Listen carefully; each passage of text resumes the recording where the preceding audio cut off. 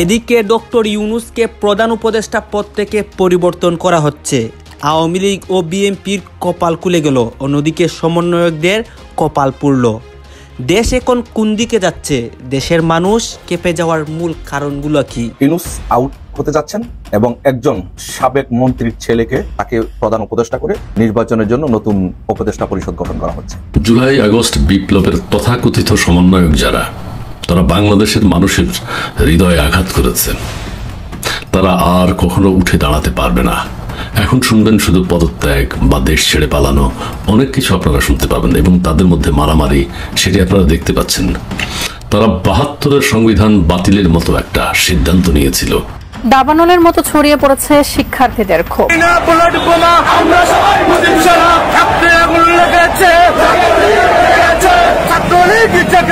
পরিস্থিতি দেখে মনে হইতেছে আওয়ামী লীগ একাই ফিরে আসলে কেউ বাঁচতে পারবেন না।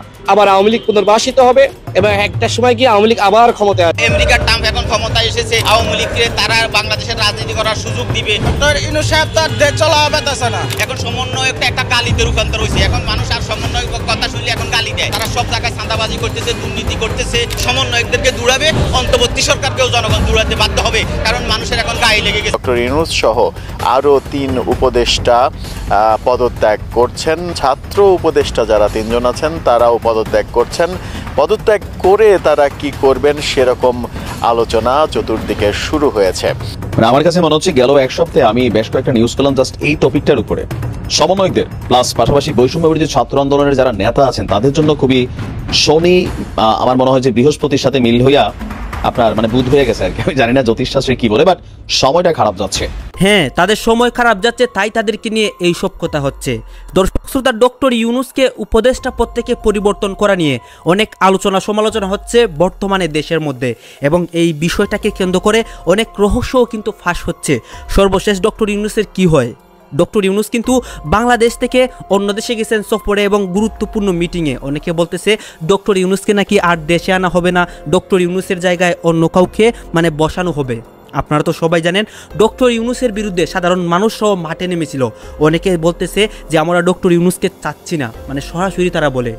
গাজী এইসব বিষয় পর্যালোচনা করে আমরা অনেক তথ্য পাই এবং ভিডিও পাই, সেইগুলোই কিন্তু আপনাদের সামনে তুলে ধরবো। কেন ডক্টর ইউনূসকে পরিবর্তন করা হচ্ছে এবং এই নিয়ে আমেরিকার ডোনাল্ড ট্রাম্পও একটা পদক্ষেপ নেয়, সেই পদক্ষেপটিও আপনাদেরকে দেখাবো। আসুন দর্শক, আপনাদের জন্য আমি যেই ফুটেজগুলো রেডি করেছি সেইগুলো আগে দেখে আসি এবং ভিডিও শেষে আমাদের গুরুত্বপূর্ণ মন্তব্যটি করি। আজকের রাজনীতিতে একটি নতুন খবর এবং গরম খবর হচ্ছে, যে আপডেট হচ্ছে যে ইউনূস আউট হতে যাচ্ছেন এবং একজন সাবেক মন্ত্রীর ছেলেকে কনফিডেন্সিয়াল রিজনে, সে নামটা বললাম না, তাকে প্রধান উপদেষ্টা করে নির্বাচনের জন্য নতুন উপদেষ্টা পরিষদ গঠন করা হচ্ছে। সো বাংলাদেশের রাজনীতিতে আজকের যেই ঘটনাটি, যে সেটি হচ্ছে যে আসলে রাজনীতিতে স্পেসিফিক প্রেডিকশন করাটা বা রাজনীতির স্পেসিফিক কথা বলাটা ডিফিকাল্ট হয় এই কারণে যে রাজনৈতিক অবস্থার পরিবর্তন হয়, সময়ে সময়ে ক্ষণে ক্ষণে পরিবর্তন হয়। এর মধ্যে যে কতগুলো পূর্বের সিচুয়েশন ছিল, বহাল ছিল, তার মধ্যে নতুন একটি মাত্রা যোগ হয়েছে। যে পূর্বের বিষয়গুলো ছিল যে শেখ হাসিনা সরকার, শেখ হাসিনা বাংলাদেশে পুনর্বহাল হতে পারে, আওয়ামী লীগ সরকার পুনর্বহাল হতে পারে। এটা একটা খুব জোরালো একটা অপশন। তারপরে যদি এই অপশন কাজ না করে তারপরে নির্বাচন হতে পারে অথবা ইউনূস হটা আন্দোলন হতে পারে। এই অপশনগুলো ছিল। তার মধ্যে নতুন একটি মাত্রা যোগ হয়েছে গতকালকে থেকে, যে আলোচনা হচ্ছে ক্যান্টনমেন্টে, যে সেনাবাহিনী বেসিক্যালি চাচ্ছে যে নির্বাচন দিয়ে বের হয়ে যেতে, তারা সেই দায়টা নিতে চাচ্ছে না। সেই জন্য তারা ইউনূস যেহেতু নতুন এই পদ্ধতিটা মানছেন না, ইউনূস যেহেতু এই ক্ষমতায় থাকতে চাচ্ছেন, তার ক্ষমতা দীর্ঘায়িত করতে চাচ্ছেন, নতুন রাজনৈতিক দল করে তাদের সাথে থাকতে চাচ্ছেন, তার ক্ষমতাকে দীর্ঘায়িত করতে চাচ্ছেন, সেজন্য সেনাবাহিনী এই দায়টা নিতে চাচ্ছে না। কারণ সেনাবাহিনী দিন শেষে মনে করে যে আওয়ামী লীগের বিরুদ্ধে গিয়ে বা আওয়ামী লীগ বিএনপি এই দুইটা রাজনৈতিক দলের বিরুদ্ধে গিয়ে টিকে থাকা সম্ভব নয়। টুডে অর টুমোরো তাদের যে, আপনি যদি প্রেসিডেন্ট দেখেন, যে তাদের পূর্ব যে আগের অতীত ইতিহাস যদি দেখেন, যে সেনাবাহিনীর অতীত ইতিহাস ভালো নয়। যারাই অকাম কুকাম করেছে তাদের সবাইকে কঠিন শাস্তির মুখোমুখি হতে হয়েছে। দেখেন আজকে মঈনুদ্দিন ফখরুদ্দিনের অবস্থা দেখেন, বা তাদের পূর্বে যারা ছিল তাদের অবস্থা দেখেন যে কি হয়েছে। তো সেই ইতিহাস থেকে শিক্ষা নিয়ে সেনাবাহিনী চায় না যে রাজনৈতিক দল, বিশেষ করে আওয়ামী লীগ বিএনপির মতো বড় রাজনৈতিক দলগুলোর সাথে তারা দ্বন্দ্বে জড়াতে চায় না, কারণ অবশ্যই তারা পানিশমেন্টের মুখোমুখি হবে।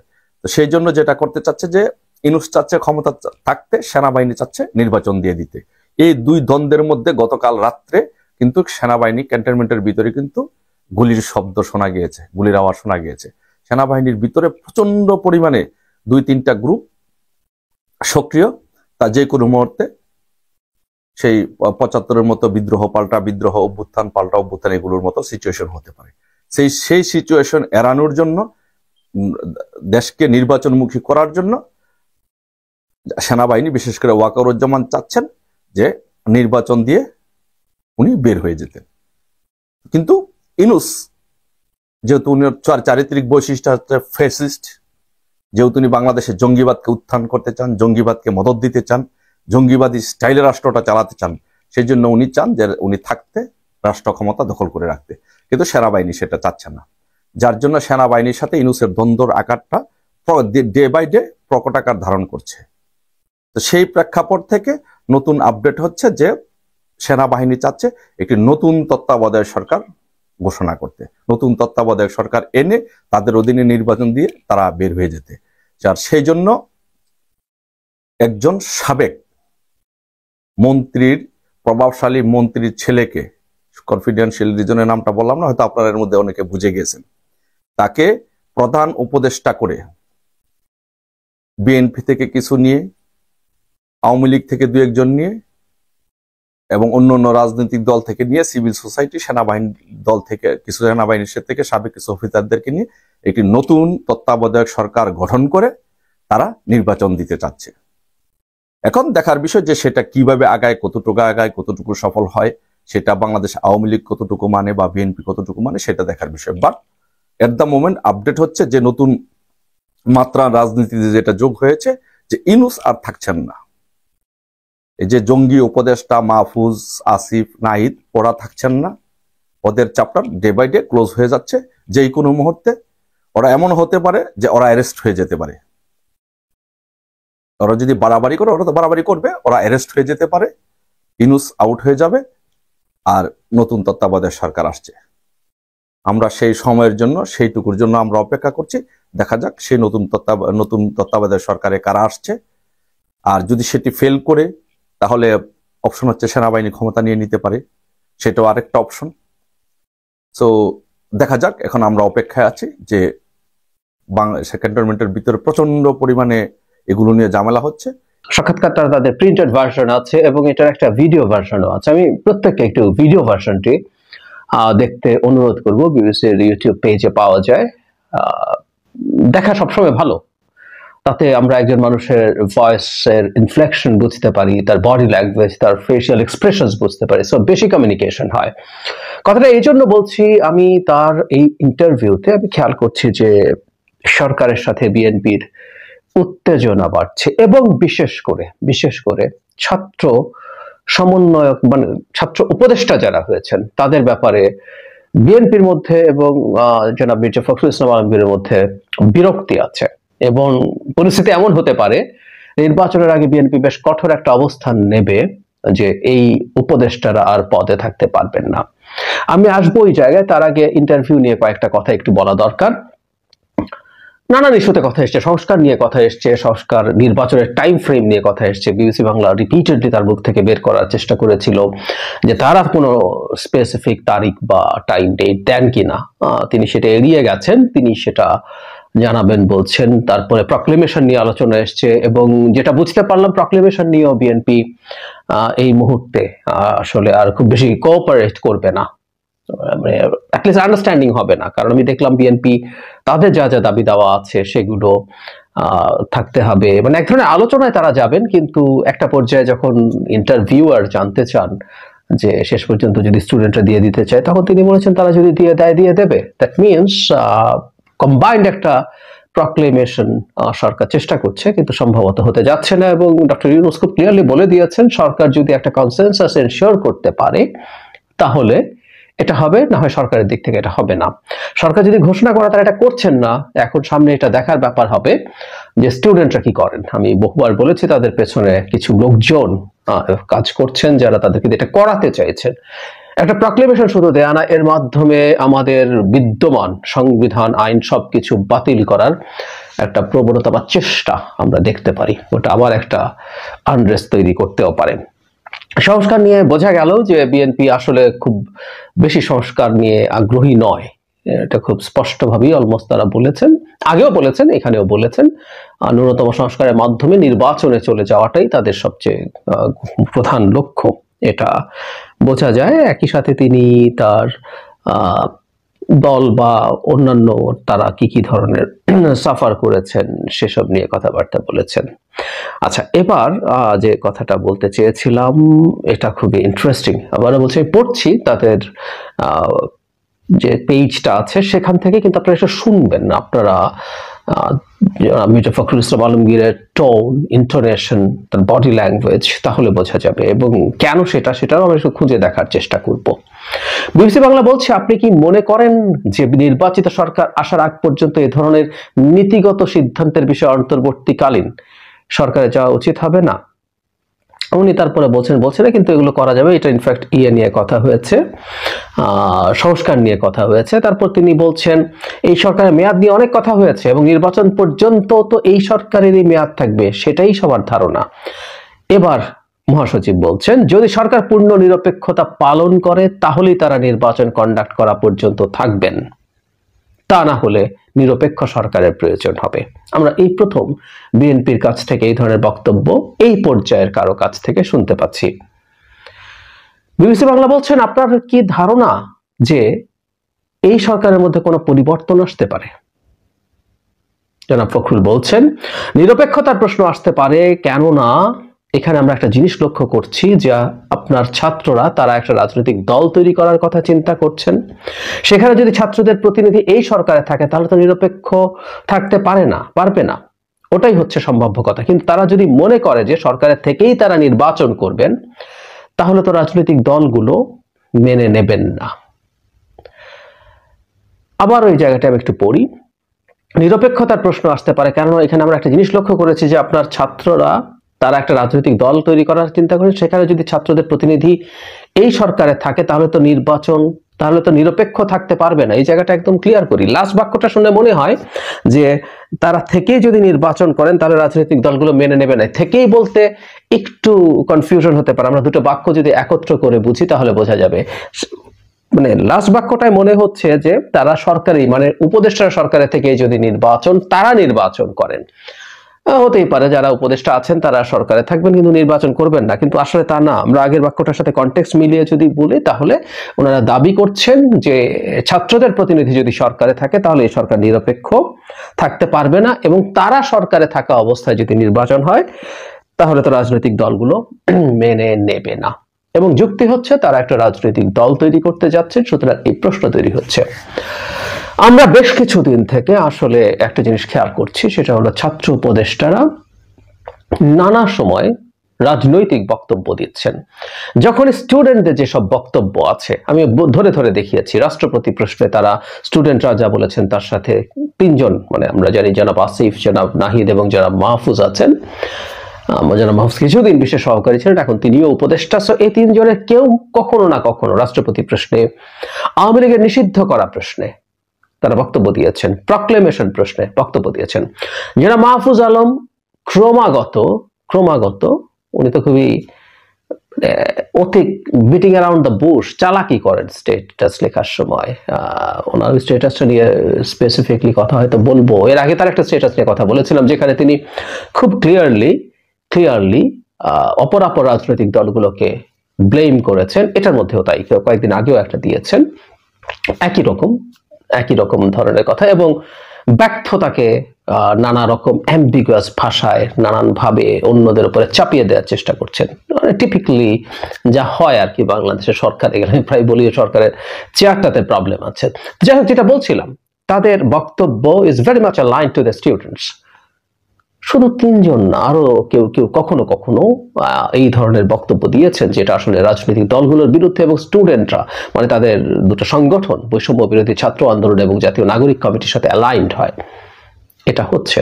সুতরাং বিএনপির দিক থেকে বা অন্য রাজনৈতিক দলগুলোর দিক থেকে এটাতে অবিশ্বাস তৈরি হতে পারে। তার চেয়ে জরুরি কথা, আমরা তো এই রাষ্ট্রে এবং এই সমাজে বাস করি, এবং এই সমাজে বাস করি বলেই রাজনৈতিক দল যেটা তৈরি হতে যাচ্ছে সেটার প্রক্রিয়াটা সম্পর্কে আমাদের কিছু জানাশোনা আছে, এবং যারা কিছু জানেন, কিছু খোঁজ নেন, বিএনপি বা অন্যান্য যারা পলিটিক্সের মাঠে ক্ষমতার রাজনীতিতে খুব সিরিয়াসলি সামনের দিকে আছেন, তারা খুব ভালো মতোই জানেন যে এই ছাত্র উপদেষ্টারাও এই দল গঠনের সাথে জড়িত আছেন, তারা সময় দিচ্ছেন, তারা সাংগঠনিক কাজ করছেন, এগুলো জানাজানি আছে, যে কেউ খোঁজ নিয়ে জানতে পারেন।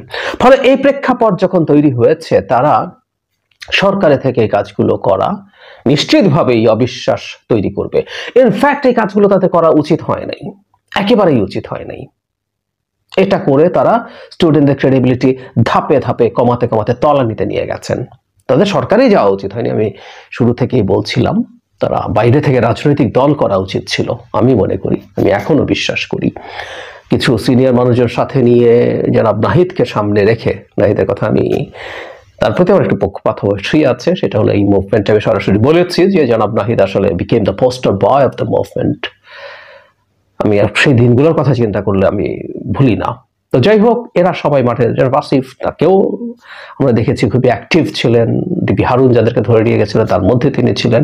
তো তারা যদি সামনে থেকে একটা রাজনৈতিক দল করতে, সাথে আদার সিনিয়র পিপল, খুব ভালো সম্ভাবনা ছিল। যাই হোক, সেটা নষ্ট হয়েছে। এখন সরকারে থেকে তারা যখন রাজনৈতিক দল গড়ার পেছনে কাজ করেন বলে জানা যাচ্ছে, এটা খুবই ভয়ঙ্কর। এই প্রেক্ষাপটে দাঁড়িয়েই এই 3 জন সরকারে থাকুক, এটা আসলে বিএনপি মনে হয় না আর মেনে নেবে, এবং তারা শর্ত তো দেবেই, প্রয়োজনে চাপ প্রয়োগ করবে। ফলে এই বিষয়টাকে কেন্দ্র করে আমি মনে করি সামনে একটা সমস্যা বা সংকট তৈরি হওয়ার প্রবাবিলিটি খুব ভালোভাবে দেখা যাচ্ছে। আমি ব্যক্তিগতভাবে মনে করি ডক্টর ইউনূসের এই ব্যাপারটা কনসিডার করা দরকার, কারণ এইটা যাতে কোনো রকম কোনো একটা অচলাবস্থা তৈরি না করে। এটা অবশ্য শোনা যায় যে 3 জন না হলেও কেউ কেউ সম্ভবত তাদের মন্ত্রিত্ব ছেড়ে, উপদেষ্টার পদ ছেড়ে নতুন যে রাজনৈতিক দল হচ্ছে তাতে সংযুক্ত হবেন। That's fine. 3 জনই যদি বেরিয়ে সেটা করেন, সেটা সবচেয়ে ভালো হবে। তারা বাইরে গিয়ে রাজনীতি করুক। তারা শেখ হাসিনার মতো একটা দানবকে সরানোর জন্য গুরুত্বপূর্ণ ভূমিকা পালন করেছেন, এবং কেউ কেউ ক্লেম করেন এর মধ্যে একজন আবার সবকিছু পেছন থেকে পরিকল্পনা করেছেন, ব্রেইন বিহাইন্ড দ্য মুভমেন্ট। তার একটা দল তৈরি করে দলকে ক্ষমতায় নিয়ে আসতে পারার মতো পরিস্থিতি তৈরি করা কঠিন কোনো কাজ না। এবং সরকারকে বিতর্ক মুক্ত রাখার জন্য, ডক্টর ইউনূসকে বিতর্ক মুক্ত রাখার জন্য তারা বাইরে গিয়ে এই কাজটা করাই সবচেয়ে ভালো হবে। আমি সামনে এই সংকটটা যাতে না হয় সেজন্য সরকারের প্রধান বা অন্যান্য উপদেষ্টা যারা সিনিয়র আছেন তাদের এই ব্যাপারটায় খেয়াল রাখা দরকার বলে মনে করি। কারণ অলরেডি যে অবিশ্বাসের পরিস্থিতি তৈরি হয়েছে, এটা আসলে আর ফিরে আসবে না। সুতরাং আর ফার্দার যাতে এটাকে কেন্দ্র করে কোনো ক্রাইসিস তৈরি না হয়, সেটার দিকে খেয়াল সরকারকে রাখতে হবে। বন্ধুরা, এই কি ঘোষণা দিলেন ডক্টর ইউনূসকে আপনার মির্জা ফখরুল সাহেব? তাকে আসলে পদত্যাগ করতে বললেন। হঠাৎ করে কেন এই সিদ্ধান্ত নিলেন মির্জা ফখরুল সাহেব? আমাদের বাংলাদেশে বর্তমান যা চলতেছে কিংবা এটা এখন পর্যন্ত চলমান, এটার পিছনে অন্যতম মাস্টার মাইন্ড হচ্ছে শিবির আর হচ্ছে এই ডক্টর ইউনূস। আসুন এখন মূল পয়েন্টে। দর্শক বন্ধুরা, এই ভিডিওটি অত্যন্ত গুরুত্বপূর্ণ। আমি মনে করি যে প্রতিটি শ্রেণীর মানুষের জন্য এই ভিডিওটি অত্যন্ত গুরুত্বপূর্ণ। সেটি হচ্ছে মির্জা ফখরুল সাহেব তিনি ডক্টর ইউনূসকে পদত্যাগ করতে বলেন। এটা কেন বললেন? কারণ আপনারা অনেকে জানেন বর্তমান এই বৈষম্য বিরোধী যে ছাত্র আন্দোলন আছে, এরা বর্তমান সরকার গঠন করতে চায়, এবং আপনার আমেরিকা থেকে রাষ্ট্রদূত আসার পরে আমাদের বাংলাদেশে ইনকোয়ারি করা হয় এবং সমস্ত কিছু তারা কি বিশ্লেষণ করে দেখে, এবং সেক্ষেত্রে তারা কি 6 মাসের একটা টাইমলাইন বেঁধে দেয়। মানে এই 6 মাসের ভিতরে আমাদের বাংলাদেশে আপনার যতটুকু পারে সংস্কার শেষ করে নির্বাচনটাও শেষ করতে হবে। মানে এই 6 মাসের ভিতরেই নির্বাচনের কাজ শেষ করতে হবে। যখন নাকি এই ধরনের একটা টাইমলাইন বেঁধে দেয় আপনার ডক্টর ইউনূসকে, অন্তর্বর্তীকালে সরকারকে, ঠিক তখন ডক্টর ইউনূস তিনি আমেরিকা যাওয়ার সিদ্ধান্ত নেন, এবং সেক্ষেত্রেই আপনার মির্জা ফখরুল সাহেব ডক্টর ইউনূসকে পদত্যাগ করতে বললেন। তো ডক্টর ইউনূস তিনি আমেরিকা যাবে, আর মির্জা ফখরুল সাহেব তিনি পদত্যাগ করতে বলবেন কিংবা এই ধরনের হংকার দিবেন কেন? এটার পিছনে আরেকটি কারণ হচ্ছে মির্জা ফখরুল সাহেব এটা বুঝতে পারে যে ডক্টর ইউনূস তিনি যে আপনার আমেরিকায় যাওয়ার সিদ্ধান্ত নিচ্ছে কিংবা তিনি অতি দ্রুত আমেরিকা যাচ্ছে, এটার প্রথম কারণ হচ্ছে 6 মাসের ভিতরে যাতে আমাদের বাংলাদেশে নির্বাচন না হয়, এটা নিয়ে একটা আপনার কি বলে একটা হয়তো একটা রিকোয়েস্ট করবে কিংবা কোনো দরখাস্ত করবে, মানে এরকম একটা কিছু। আমেরিকায় তো অনেক মনে করেন ইউনূসের বন্ধু বান্ধব আছে, যতই হোক সর্বশেষ তিনি কিন্তু যে সরকারি হোক না কেন, অন্তর্বর্তীকালে হোক আর যে সরকারি হোক, তিনি কিন্তু বর্তমান আমাদের বাংলাদেশের সরকার। সো আমাদের বাংলাদেশের সরকার হিসাবে তার কথাটা কিন্তু আমেরিকা কিন্তু রাখতে বাধ্য, কিংবা বহির্বিশ্বে কিন্তু একটা মর্যাদা কিন্তু পাবে। সেক্ষেত্রেই আপনার মির্জা ফখরুল সাহেব ডক্টর ইউনূসকে এই ধরনের টাইমলাইন বেঁধে দেয়। অন্যদিকে সমন্বয়কারীরা আরো ব্যাকুল হয়ে গেছে, মানে পাগল পাড়া হয়ে গেছে। কিছুর জন্য পাগল পাড়া হয়ে গেছে, আপনার নির্বাচনে তারা যদি অংশগ্রহণ করতে পারে এবং তারাই যাতে বিজয় হয়, এই বিজয়ের আপনার করার জন্য কিংবা সেই ক্ষমতা পাওয়ার জন্য আপনার সার্জিস যে আপনার বৈষম্য বিরোধী আন্দোলনের যে ফাউন্ডেশন ছিল, সেই ফাউন্ডেশন থেকে তিনি সরে আসছে এবং তিনি যাতে ফুল টাইম আপনার রাজনীতিতে তিনি যাতে দিতে পারে এবং তার দলটাকে তিনি যাতে গুছাইতে পারে, এটার জন্য তিনি এই আপনার বৈষম্য বিরোধী যে ফাউন্ডেশন আসলো সেখান থেকে তিনি সরে আসছে। যখন শেখ হাসিনা ভারতে অবস্থান করছেন এবং ভারতে একেবারে সর্বোচ্চ সম্মান, মন্ত্রী পর্যায়ের সম্মান তাকে দেওয়া হচ্ছে, মন্ত্রী পর্যায়ের প্রোটোকল তাকে দেওয়া হচ্ছে, সেই ভারত তাকে ফেরত দিতে চাইছে না, ফেরত দেওয়ার ব্যাপারে কোনো কথা তারা শুনতে চাইছে না।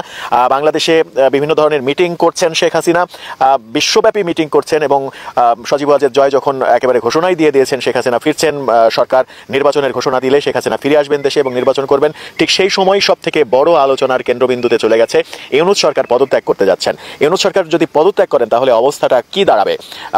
নতুন সরকার হিসেবে কারা আসবে? নতুন তত্ত্বাবধায়ক সরকার হবে নাকি জাতীয় সরকার হবে? আদতে পদত্যাগের ব্যাপারটা সব থেকে বেশি আলোচিত হওয়ার কারণ হচ্ছে এই সরকার সব দিক থেকে ব্যর্থ হচ্ছে, কোনো দিকেই কোনো কিছু আসলে তারা কন্ট্রোল করতে পারছে না।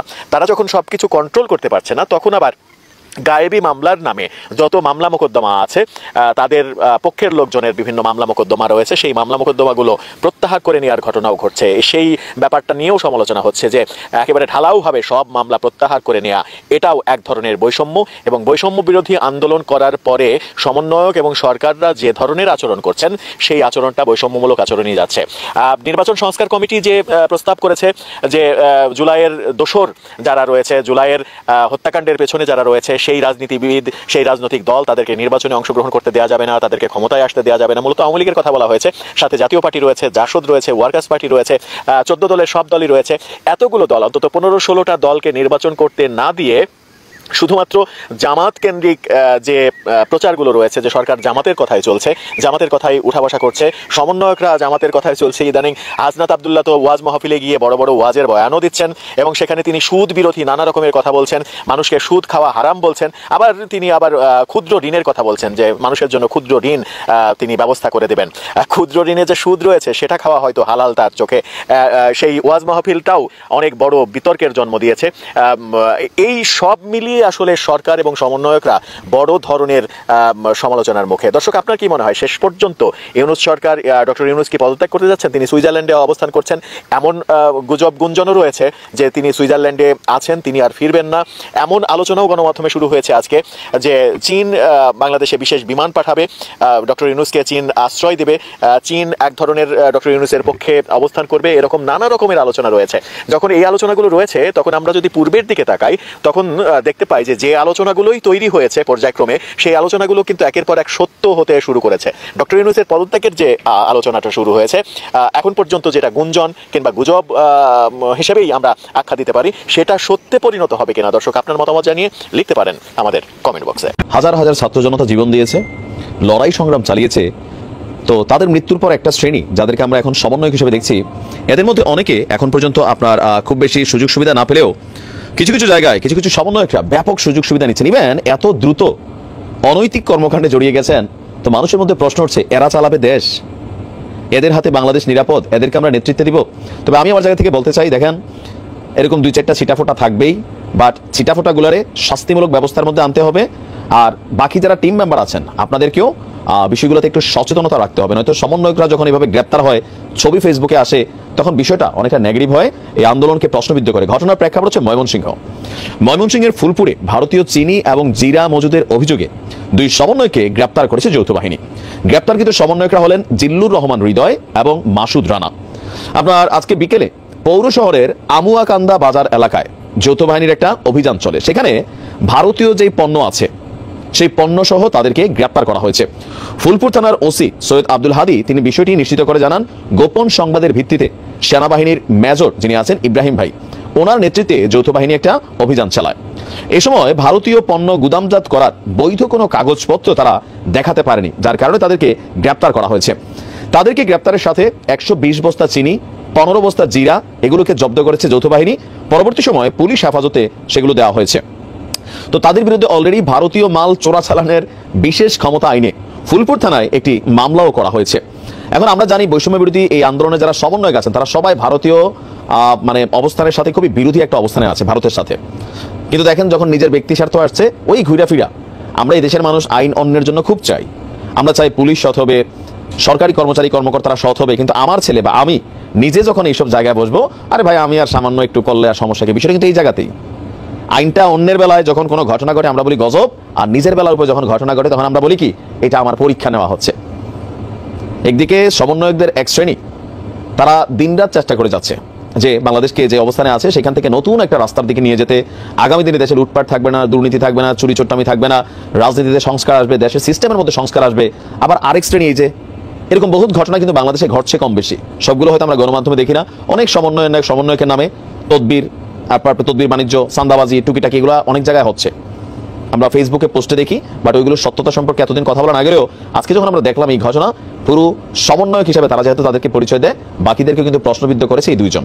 সো এদেরকে দ্রুত বহিষ্কার করতে হবে যদি এরা কোনো গ্রুপের মধ্যে থাকে। আর পাশাপাশি বাকি যারা আছেন রাষ্ট্র মেরামতের কাজে, সংস্কারের কাজে নিজেদেরকে, রাজনৈতিক দলগুলোকে যেমন আমরা আহ্বান জানাচ্ছি নিজেদের মধ্যে সংস্কার আনেন, তো সমন্বয়কদের মধ্যে সংস্কার থাকতে হবে, লোভের ঊর্ধ্বে থাকতে হবে। আপনারা যে কাজটা করছেন এটা দেশ দুই একটা অপরাধ টাইপের হয়ে গেল। সম্প্রতি 32 কোটি টাকা ইস্যুতে গ্রেপ্তার সমন্বয়ক রাফি, দেশ ছেড়ে পালালো সার্জিস আলম শীর্ষক একটি বৈঠকে সামাজিক যোগাযোগ মাধ্যমে প্রচার করা হয়েছে। অর্থাৎ দাবি করা হয়েছে আর্থিক কেলেঙ্কারির দায়ে বৈষম্য বিরোধী ছাত্র আন্দোলনের সহ সমন্বয়ক খান তালাত মাহমুদ রাফি গ্রেপ্তার হয়েছেন এবং জুলাই শহীদ স্মৃতি ফাউন্ডেশনের সাধারণ সম্পাদক ও জাতীয় নাগরিক কমিটির কেন্দ্রীয় মুখ্য সাংগঠনিক সার্জিস আলম দেশ ছেড়ে পালিয়েছেন। এই প্রতিবেদন প্রকাশ হওয়া অবধি উক্ত দাবিতে ইউটিউব প্রচারিত সর্বাধিক ভাইরাল ভিডিওটি প্রায় 4 লক্ষাধিক বার দেখা হয়েছে। ভিডিওটিতে প্রায় 10,500 পৃথক অ্যাকাউন্ট থেকে প্রতিক্রিয়া জানানো হয়েছে। ভিডিওটিতে 1,500-এরও অধিক বার মন্তব্য করা হয়েছে। ভিডিওটিতে প্রচারিত 32 কোটি টাকার দায়ে গ্রেপ্তার হলো সমন্বয়ক রাফি, দেশ ছেড়ে পালালো সার্জিস শীর্ষক দাবিটি সঠিক নয় এবং কোনো তথ্য প্রমাণ ছাড়াই আলোচিত দাবিটি প্রচার করা হচ্ছে। এ বিষয়ে অনুসন্ধানের শুরুতে আলোচিত ভিডিওটিতে পর্যবেক্ষণ করে রিউমার স্ক্যানার টিম পর্যবেক্ষণে দেখা যায় প্রকাশিত এই ভিডিওটিতে রাফির গ্রেপ্তার কিংবা সার্জিসের দেশ ছেড়ে পালানোর বিষয়ে কোনো তথ্য নেই এবং ভিডিওটিতে অন্তর্বর্তীকালীন সরকারের সমালোচনা করে একজন রিকশা চালকের সাক্ষাৎকার রয়েছে। প্রাসঙ্গিক কিওয়ার্ড সার্চ করে গণমাধ্যম কিংবা বিশ্বস্ত সূত্রে খান তালাত মাহমুদ রাফি ও সার্জিস আলমের বিষয়ে এমন কোনো তথ্য পাওয়া যায়নি। সুতরাং 32 কোটি টাকা ইস্যুতে গ্রেপ্তার সমন্বয়ক রাফি, দেশ ছেড়ে পালালো সার্জিস আলম এই শীর্ষক দাবিতে সামাজিক মাধ্যম প্রচারিত তথ্যগুলো মিথ্যা। বিভিন্ন জায়গায় প্রশাসনের কর্তা ব্যক্তিদেরকে দেখা যায় যে তারা এই সমস্ত বৈষম্য বিরোধী ছাত্র আন্দোলনের নামধারী স্টুডেন্টদের কথায় উঠতে, চলতে, বলতে এবং করতে বাধ্য হয়। তো এরা করছেটা কি? আমরা আগে বলেছিলাম আরেকটা অনুষ্ঠানে আমি, যে এরা নিজেদের মধ্যে মারামারি করছে। নিজেরা কখন মারামারি করে? যখন নাকি ভাগাভাগির সমস্যা হয় তখন মারামারি করে। আগে দেখিয়েছিলাম, আগে একবার বলেছিলাম, মানে একদম তথ্য প্রমাণ সহ বলেছিলাম আমি, যে লিফলেট বিতরণ করতে যে এরা মারামারি করে, এদের মধ্যে শৃঙ্খলা এতটাই। সর্বশেষ আমরা গতকালকে কি দেখলাম? কালকে 21 জানুয়ারি মঙ্গলবার তাদের যে কেন্দ্রীয় কার্যালয় রূপায়ণ টাওয়ারের যে বিশাল খুব মূল্যবান জায়গায় তারা যে একটা বিশাল অফিস করেছে, এই অফিসের ভাড়া কে দেয় এখনো জানি না। ওনারাও এখনো ওপেনলি বলেন না এটা ভাড়া কত, কিভাবে তারা দেন, কোথায় তারা টাকা, তারা তো সবাই ছাত্র ছিলেন, তাদের কোনো আই ইনকাম থাকার কথা না। কিভাবে দেন তারা এই টাকাটা, এত টাকা ভাড়া কিভাবে দেন? এই জিনিসটা নিয়ে প্রশ্ন কিন্তু উঠছে। অনেকে বলছে যেহেতু মানুষের মধ্যে উঠছে সেহেতু আমি উচ্চারণ করলাম ওনাদের পক্ষে। আশা করি ওনারা এটা জবাব দেবেন, জবাব দিলে ক্লিয়ার হয়ে যাবে, আর জবাব না দিলে মানুষের সন্দেহ বাড়বে। সেখানে গতকালকে একটা মারামারি হয়েছে, নিজেরা মারামারি করেছেন, 7 জন আহত হয়েছে। আহতের মাত্রা এতটাই যে মেডিকেল কলেজে ভর্তি পর্যন্ত করতে হয়েছে। সেই মারামারির দৃশ্য যখন সাংবাদিকরা ধারণ করতে গিয়েছে, সাংবাদিকদের কাছে মোবাইল ছিনিয়ে নেওয়া হয়েছে, ভিডিও ডিলিট করে দেওয়া হয়েছে। কেন? এই কাজগুলো আগে কারা করতো? সাংবাদিকরা কিন্তু এই আন্দোলনের যে নেতা হাসনাত আব্দুল্লাহ তার কাছে অভিযোগ করেছেন যে কাজগুলো, যে আচরণের মুখোমুখি আগে আমরা ছাত্রলীগের কাছ থেকে হতাম, সেই আচরণ এখন আমরা আপনাদের মধ্যে দেখছি। তাহলে এরা কি ছাত্রলীগের আরেকটা কপি হচ্ছে, কপি পেস্ট? এই বিষয়গুলো কিন্তু আসছে, তাদের আচার আচরণ, কথাবার্তা, এটা করতে দেবো না, ওটা করতে দেবো না, এক বিন্দু রক্ত থাকতে এটা মানবো না, এই যে তাদের অ্যাটিচিউড, কথাবার্তা, এগুলো কিন্তু সেই দিকে মানুষকে কিন্তু ভাবতে বাধ্য করছে। এবার কি হয়েছে ঘটনাটা আমি ছোট্ট করে একটু বলি ঘটনাটা আপনাদেরকে। কদিন আগে যাত্রাবাড়ি জোনের একটা মত বিনিময় সভা ছিল এই সমন্বয়কদের। সেখানে এই সমন্বয়কদের উপস্থিতিতে তাদের মধ্যে একটা মানে যারা উপস্থিত ছিল তাদের মধ্যে একটা মারামারি হয়, এক পক্ষ আরেক পক্ষকে মারে। তো যারা মার খায় তারা গতকালকে মানে সোমবার আপনার এই মঙ্গলবার দিন এই রূপায়ণ টাওয়ারের সামনে বাংলা মোটরের এখানে তারা এসেছিল প্রতিবাদ জানাতে এবং একটা বিচার চাইতে। এটা যখন অবস্থা তখন তাদের উপর আবার ওখানে যারা মেরেছিল তারা আবার এখানেও তাদের উপর ঝাঁপিয়ে পড়ে এবং মানে বলা হয়ে থাকে, অনেকে বলে যে ওই যারা নাকি প্রতিবাদ চাইতে এসেছিল যখন তারা বিচার না পাচ্ছে তাদের মধ্যে কেউ কেউ নাকি এই ধরনের একটা পত্রিকায় দেখলাম তারা নাকি বলেছে যে সমন্বয়কদের গুণী না। এটা বলার পরেই নাকি তাকে মারধর করা হয়েছে। সমন্বয়কদের গুণী না এটা বলা উচিত না, কারণ ওরা তো ওই সংগঠনের লোক, তারা সমন্বয়কদের গুনবেন না কেন? কিন্তু যদি বলেও থাকেন কেউ, আমি ধরে নিচ্ছি বলেছেন, যদি বলেও থাকেন তার কি আপনি ফিজিক্যালি অ্যাসল্ট করতে পারেন, মারতে পারেন? এই মারার অধিকার আপনাকে কেউ দিয়েছে? এই ধরনের অজুহাত তাকে ছাত্রলীগ দিত যে তার নেত্রীকে নিয়ে খারাপ কথা বলে যত ধরে মারবো আমি। আপনি যেই হন না কেন, আপনি সমন্বয়ক হন অথবা মহাসমন্বয়ক হন, আরেকজন ব্যক্তির গায়ে হাত তোলার অধিকার আপনাকে কে দিল? না নাকি সমন্বয় হলে স্বার্থ মাপ? আমরা কোন দেশে আছি? আমরা কি কখনো এই সমস্ত মানে সংগঠনের নামধারী মাস্তানদের হাত থেকে মুক্ত হতে পারবো না? কোলাপসিবল গেট আটকিয়ে মারা হয়েছে কেন? হচ্ছেটা কি আসলে, কেন হয় এটা একবার ভেবেছেন? একটা ছাত্র সংগঠন এরা, এদের এখানে ঢোকা, কমিটির মধ্যে যাওয়া, নিজেরা মারামারি করা কেন? কারণ একটাই, যে ওই একটা পদ, ওই পদে আমাকে যেতে হবে অথবা ক্ষমতার ওই জায়গায় আমাকে বসতে হবে। আমি যদি সমন্বয়ক হই তাহলে আমার কিছু আয় ইনকাম হবে। নাহলে কি ওখানে কি মধু আছে ভাই? নিশ্চয়ই কোনো মধু আছে। যেখানে মধু আছে সেখানে তো মৌমাছি যে ভিড় করবে, যেখানে মৌমাছি ভিড় করবে সেখানে তো ভন ভন আওয়াজ হবে। এটাই দুনিয়ার নিয়ম। ছাত্রলীগ এখন কেউ করতে চায়? এখন কেউ বলে যে আমি ছাত্রলীগের সভাপতি ছিলাম, ছাত্রলীগের অমুক কমিটি, শাখা কমিটির সাধারণ সম্পাদক ছিলাম? কেউ বলে না। কিন্তু আগে উপকমিটির সম্পাদক কিন্তু হওয়ার জন্য অনেকে মারামারি করতো, বলে বেড়াতো, বাহারিরা মানে নেম কার্ড থাকতো, দেখাতো আমি উপসম্পাদক, উপকমিটির সম্পাদক, এটাও বিরাট একটা পোস্ট, এটা দেখেও চাঁদাবাজি করা যেত। তাহলে এখন কি ওই ধরনের একটা সংগঠন পরিণত হচ্ছে এটা, যে এটার একটা পোস্ট পেলে সেটাকে ব্যবহার করে আমি অনেক কিছু করতে পারবো? ব্যবহার করা শুরু হয়ে গেছে। তাহলে এত লোভ কেন? আপনি দেশ গঠন করবেন। আমার তো মাঝে মাঝে মনে হয় যে এই সংগঠনটাকে, এই যে আন্দোলনটা করেছিল, এরা কি কোনো আদর্শ দ্বারা অনুপ্রাণিত হয়ে আন্দোলন করেছিল, নাকি কেবল একটা জনগণের আন্দোলনের সময় ওই সময় তারা সামনে ছিল তাই তারা হিরো হয়ে গেল? এটাই কি ছিল? আমি ঠিক বুঝি না। কিন্তু এটা আমাদের জন্য একটা বড় আতঙ্কের ব্যাপার, বড় হতাশার ব্যাপার। যাদের উপর আমরা নির্ভর করেছিলাম, যাদেরকে ধরে আমরা আশান্বিত হতে চেয়েছিলাম যে এইবার বোধহয় কিছু একটা হবে, তাদের নিজেদের আচরণের মাধ্যমে তারা এমন সব কাজকর্ম করা শুরু করেছেন যে আমরা হতাশ হয়ে পড়ছি। এই আলোচনাটা শেষ করবো আরেকটা ঘটনা দিয়ে। ওই ঘটনা হয়তো এর সঙ্গে ওইভাবে অনেকে মিল পাবেন না, কিন্তু আমি মিল পাচ্ছি। সেটা কি, এই বৈষম্যবিরোধী ছাত্রদের মধ্যে আরো একজন নেতা সার্জিস আলম, তিনি জুলাই শহীদ স্মৃতি ফাউন্ডেশন থেকে সরে দাঁড়িয়েছেন। তিনি কিন্তু জুলাই শহীদ স্মৃতি ফাউন্ডেশনের সাধারণ সম্পাদক ছিলেন এবং এই ফাউন্ডেশনের কাজ ছিল এই জুলাই আন্দোলনে, জুলাই অগাস্ট আন্দোলনে যারা নিহত হয়েছেন, আহত হয়েছেন, তাদেরকে নানা রকম অর্থনৈতিকভাবে সাহায্য দেওয়া, এবং একটা বড় ফান্ড এদের কাছে কিন্তু আছে, সরকারি বেসরকারি বিভিন্নভাবে এদের কাছে এসেছে। তো সেই ফান্ডের যে বিতরণটা, সেই বিতরণ থেকে সার্জিস আলম নিজেকে সরিয়ে নিয়েছেন এবং একটা অজুহাত দিয়েছেন, অজুহাতই বলবো আমি, যে উনি নাকি এখানে পর্যাপ্ত সময় দিতে পারছেন না। আমি বলবো ওনাকে, ভাই তাহলে আপনি কিসের সময় দিচ্ছেন? আপনি কি এমন গুরুত্বপূর্ণ কাজ করছেন যে এটাকে আপনার কাছে গুরুত্বপূর্ণ কাজ মনে হচ্ছে না? এখানে আপনি সময় দিতে পারছেন না, কেন পাচ্ছেন না? আন্দোলনের পর প্রধান যে কাজগুলি ছিল তার একটা তো এই শহীদদেরকে, তাদেরকে অর্থনৈতিক সাহায্য করা, তাদেরকে আবার নিজের পায়ের উপর দাঁড় করিয়ে দেওয়া, এটাই ছিল মূল কাজ। সেই কাজে আপনি সময় দিতে পারছেন না, তাহলে আপনি কি মহাকাজ দিয়ে ব্যস্ত হয়ে পড়ছেন ভাই? গাইজ আপনারা তো দেখলেন এখানে কি কথা হচ্ছে।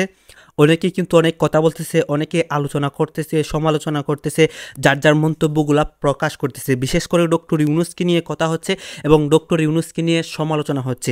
এই সমালোচনাগুলা কে করতেছে? যে যারা ডক্টর ইউনূসকে পছন্দ করে না।